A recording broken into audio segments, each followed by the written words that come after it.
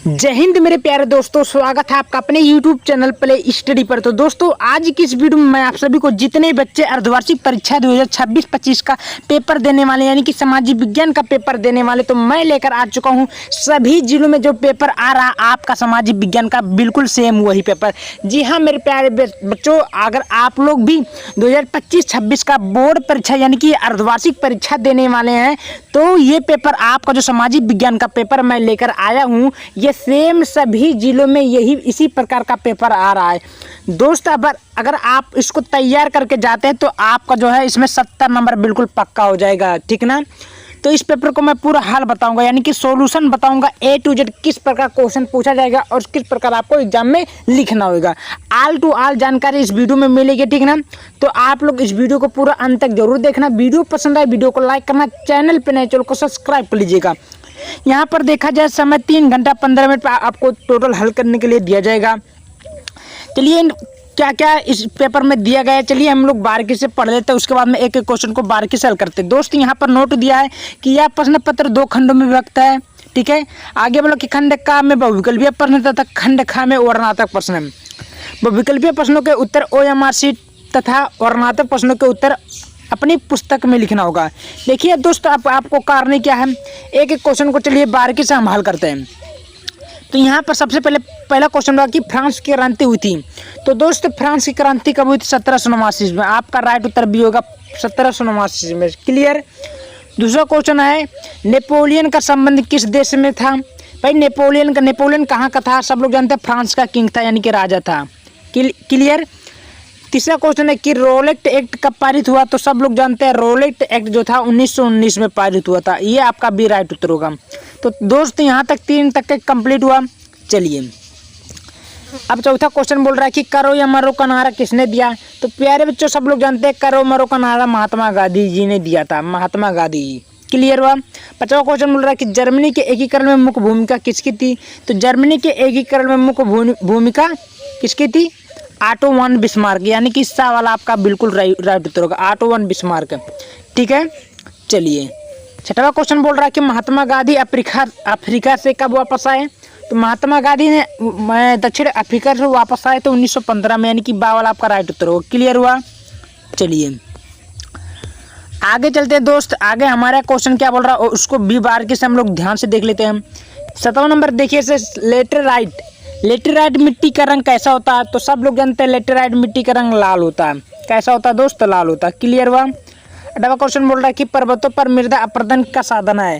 भाई पर्वतों पर मृदा अपरदन किसका साधन है? तो सब लोग जानते हैं हिमनद का, बाल आपका राइट उत्तर होगा। 9वां क्वेश्चन बोल रहा है देश के किस राज्य में जल की कमी रहती है? तो दोस्तों देश के किस राज्य में सबसे ज़्यादा जल की कमी रहती है? राजस्थान, क्योंकि वहाँ सब बालू ही बालू ज़्यादातर है, क्लियर हुआ, यानी कि आपका राइट उत्तर राजस्थान आ होगा। चलिए 10वां क्वेश्चन आपके सामने क्या बोल रहा है कि सलाल बांध किस नदी पर बना है? तो प्यारे दोस्तों सलाल बांध आपका जो बना है ये आपका चिनाव नदी पर बना है। किसके नदी पर? चिनाव नदी पर, क्लियर हुआ। चलिए 11वां क्वेश्चन दोस्त आपके सामने बोल रहा है कि निम्न कौन सी एक रबी की फसल नहीं है? भाई इसमें से कौन सी रबी की फसल नहीं है? तो सब लोग जानते हैं कपास जो है रबी की फसल नहीं है, आपका राइट उत्तर कपास होगा। तो प्यारे दोस्तों 12वां क्वेश्चन बोल रहा है कि यूरोपीय संघ का मुख्यालय कहाँ पर है?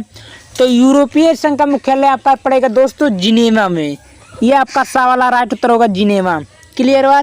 चलिए 13वां नंबर क्वेश्चन बोल रहा है कि श्रीलंका में निम्न से कौन सा धर्म है? तो श्रीलंका में आपका कौन सा धर्म है दोस्तों? बौद्ध धर्म। कौन सा धर्म है? बौद्ध धर्म, क्लियर हुआ।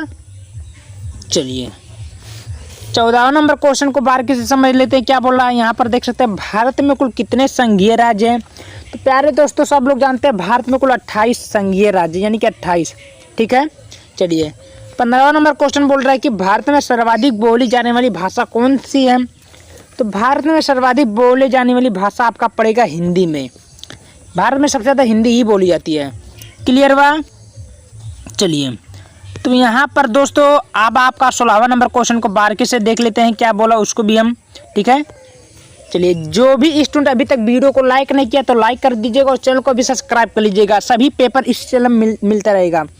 16वां क्वेश्चन बोला कि भारत के कितने प्रतिशत जनसंख्या गरीबी की रेखा के नीचे है, यानी कि भारत के कितने प्रतिशत जनसंख्या गरीबी के नीचे है। तो प्यारे दोस्तों सब लोग जानते हैं कि इसका कम से कम से देखा जाए तो 28% है। कितना? 28 नहीं 22% है, यानी कि 22% जो था गरीबी जनसंख्या के अंदर आती है। ये 22% आपका बाल राइट उत्तर होगा। 17वां नंबर क्वेश्चन बोल रहा है कि निम्नलिखित में से किसे औसत आय भी कहा जाता है। तो दोस्तों प्रति व्यक्ति आय को औसत आय भी कहा जा सकता है, यानी कि बाल आपका राइट उत्तर होगा। ठीक है, चलिए 18वां नंबर क्वेश्चन बोल रहा है कि भारत में जीविका का प्रमुख स्रोत क्या है। कि भारत में अगर क्या नहीं होगा भाई, यानी कि जो मुख्य भूमिका किसका है भाई, उद्योग का कि व्यवसाय की, कृषि यानी कि खेती अगर नहीं रहेगा तो आदमी वैसे मर जाएगा। तो कृषि यानी कि राइट उत्तर आपका कृषि है। 19वां नंबर क्वेश्चन बोल रहा है कि कौन सा क्षेत्र सबसे अधिक रोजगार देता है।